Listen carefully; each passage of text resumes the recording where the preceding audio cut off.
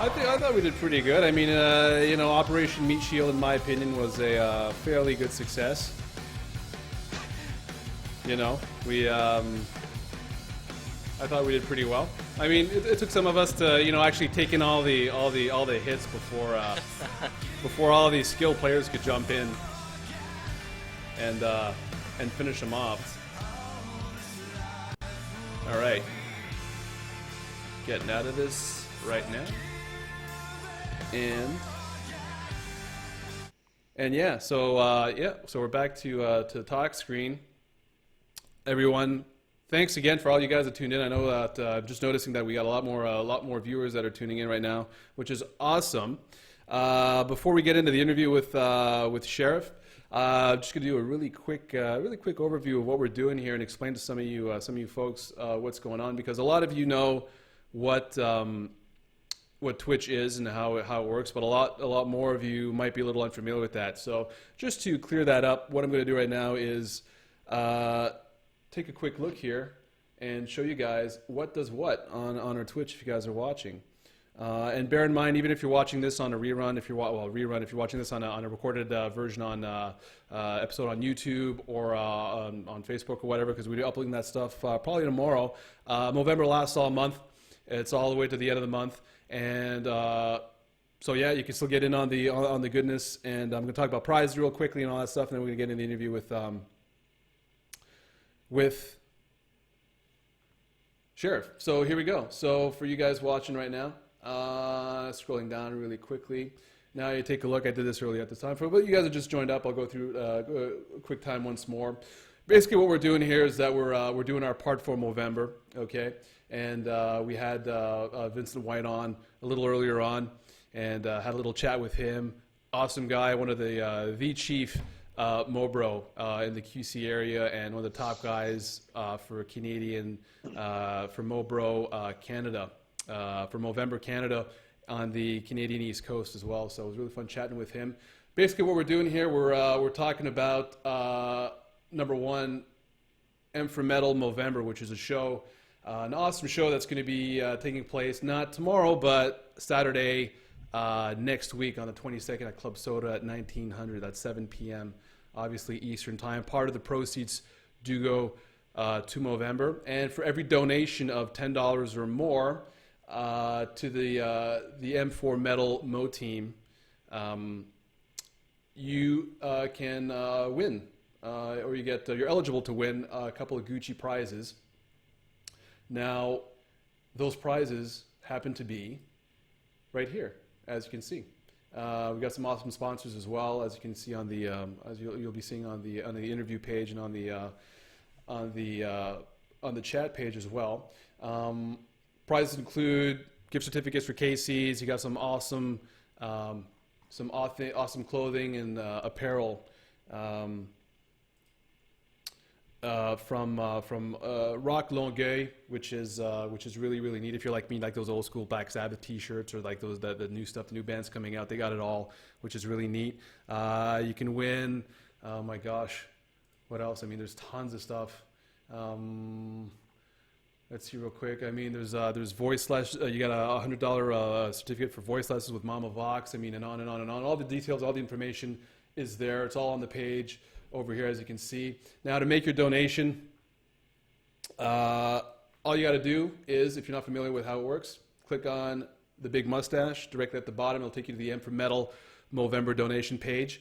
From there, you just click on Donate to Team, and your donation will take you. Well, that link will take you straight to the official Movember site, where you guys can put in all your information and your contact information, that kind of stuff. And you will get a tax-deductible receipt as well after having made your donation. So that's always good as well.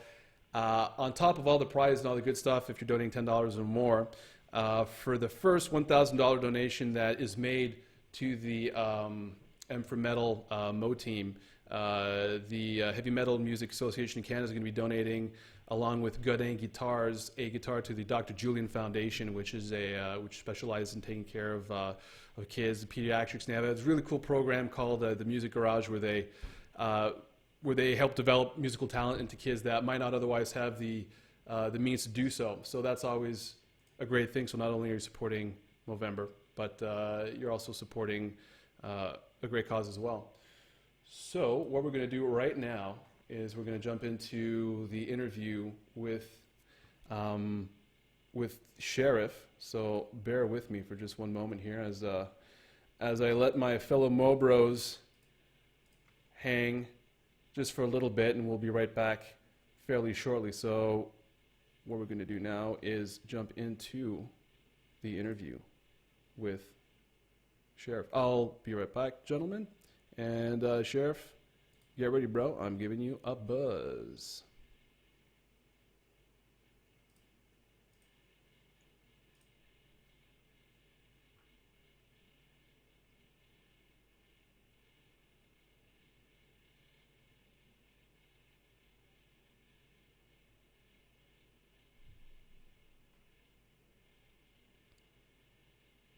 Oh, and we have contact, ladies and gentlemen.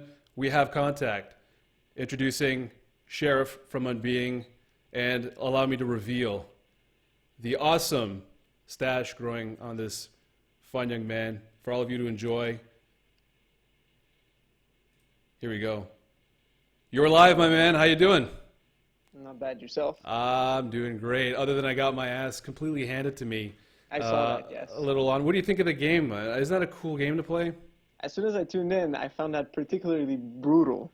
That game is just, I forgot how medieval times were so brutal, and that game kind of reminded me of that. Sometimes you get a lot of sleek stuff in Assassin's Creed, it's all glamorized, but that looked kind of brutal, man. Absolutely. Oh my God, what a mess. What a god-awful mess. And you got guys running around on fire, screaming, you got like heads getting chopped off and arms and stuff going on. So It's always a really, really fun thing to play, man. So what's going on with you tonight, man? What are you up to? You have anything special lined up for this evening? Well, I was playing some Destiny. Oh, yeah. And I just started, and sometimes I'm just a complete noob at FPSs. Just the fact that I don't have my peripherals, I feel totally blind sometimes.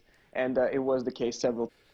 Cool, man. Well, thanks for taking a couple of minutes of your time this evening to come in and have a chat with us. Yeah. So, what are you doing special for Movember? I see you've got a little thing going on over here. Did you? I don't know if you start. Did you start that on the 1st of November? Or did you take a little? Were you already kind of pre-growing that? I was kind of pre-growing that at the end of October, and then when November see. came in, and people told me to shave the beard, but I found it gave me another shin on there. It made my face look bigger, and I like that. But I noticed on some of your band photos here, what I'm going to do is while you and I are having this little chat, I'm going to jump onto your page and show some of our viewers if I can pull up a couple of pictures, because you got different styles of growing, don't you? You go for the kind of the long pinch type of style and the Yeah, well, initially, I'll be honest with you, it's because I'm Arab. So I was born in Egypt. You got so, the like, genes, This is real, and this is homegrown stuff. You got the genes, man. Good for you. If I tried to grow something like that, I'd probably look like Che Guevara and get arrested within like a couple of hours. It wouldn't look too good. It doesn't have that uniform kind of thing to it. Maybe people would make T-shirts out of it. No, probably not. No, unless maybe they want to scare their children off or something like that. All right, so let's have a little. Let's go talk about what you guys have been up to, man. Talk to us about Unbeing, and obviously you guys have a new album, I believe. Was it Raptus that came out recently? Yes, exactly. Raptus came out on July 1st. We had been working on Raptus, or parts of Raptus, since the release of 2011 in 2011. Right. And there was some ideas here and there, but Raptus, the idea itself, the idea of having like one ride type of thing, because if you did listen to the album, you'd know that it's a guy basically traveling among which in the underground metro, and at the end there's like a big reveal and a big theme to it. Yeah, I was listening to it earlier, and I noticed the Vondo metro station. I could hear that on the early tracks, so that's pretty cool. Did you guys like all get together and design a concept? Was that based on travels you guys might have made? Well, I'll be honest with you. All, if not most of us in the band spent a lot of time in the city. And the sound of anybody who works in the city or travels in the city without a vehicle all the time would recognize these sounds because I'll be honest with you, I work downtown and I have to take the metro every day, twice a day at least. Yep. So that little sound that I get, the doors closing, everything becoming super noisy Yeah. because you're traveling between stations, the sound of the entire train shaking, even those little bells they put on before they close the door. All of that has become somewhat part of my psyche, and Yeah. I felt that maybe someone else could relate to that as well, along with the music, and give a music theme to that travel the whole time, and how it's so releasing to just come out of the metro and just smell the air out, no matter how. They get that whiff of like really hot air as you walk right out, and then Yeah. you go out of the revolving doors. If it's cold outside, you get hit by like a wave of cold air. It's really funny you brought that up because it's really the little subtle things that you probably notice if you didn't live downtown, and that's really really cool, man. Sweet. So how long did it take you guys to compile all that material and get it all done from the time of you started working on the project to getting your album out?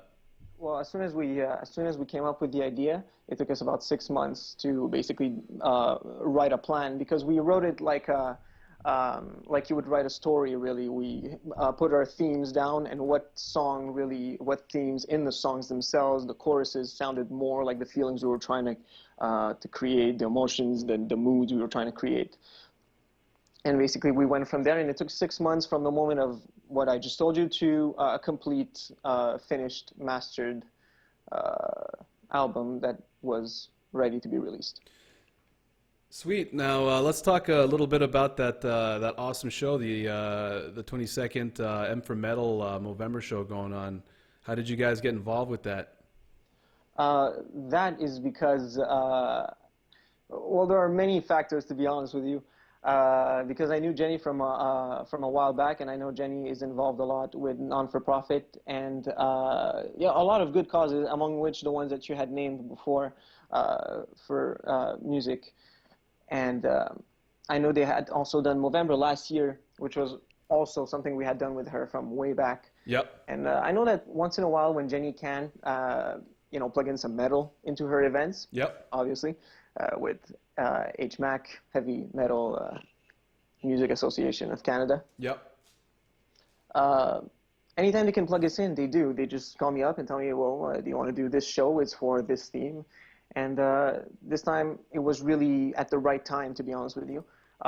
We just came back from a hiatus. We wanted to practice. We were looking for a show, and that's really a perfect opportunity. Just kind of like serendipity, just kind of fit. And then there you guys are. So that's awesome. I'm really looking forward to it as soon as I can. Whenever I finish doing my stuff, I'm going to be heading over to Club Soda on the 22nd, and I'm going to be definitely checking that out. And hopefully maybe see what happens afterwards. Maybe a little brisk or something. Yeah, most likely. Yeah, sweet. So, all right. Now, obviously, we're playing video games. I know you're mainly a console gamer. You like to play the PS, all the PS4 stuff. And the other day, I was checking out your Twitch channel, and you were playing Unity. What are some of the one of the things that our viewers like to relate with is what's like one of the most memorable consoles or games you remember playing, or the one that really pissed you off the most? I'm a huge Metal Gear Solid fan. Ooh, nice. I think I'm gonna go and do my doctorate in Metal Gear Solid, because I love that franchise. I'm a huge fan of Mr. Hideo Kojima. I love how he writes a story. I love how he writes his characters, and of course with Metal Gear Solid, the music of Metal Gear Solid, the way they come in with the moods. I'm super influenced by video game music and movie soundtrack. I just feel like, without necessarily having a voice there to say things and have lyrics, there are so many strong emotions that you can that you can channel through the imagery as well. Yeah, what was really cool about when that game came out is that it was pretty much the first of its kind to have such an engaging storyline and have like the kind of quality voice work that they had, and just the character development, which is now kind of staple for games that really last a while and stay in your memory for those specific reasons, Mm-hmm. So yeah, man. All right. Well, that's awesome. We're gonna move on, and we're gonna go talk to some of the guys. I really appreciate you jumping in and taking the time and have a chat. We hope you're gonna stick around and enjoy the stream course. for a bit more. And we're gonna see you on the 22nd. Very cool. Cool, man. So have an awesome night, and we'll see you then. Thanks, man. Take care, Sherif. You too, brother. Moan. Bye-bye. See ya.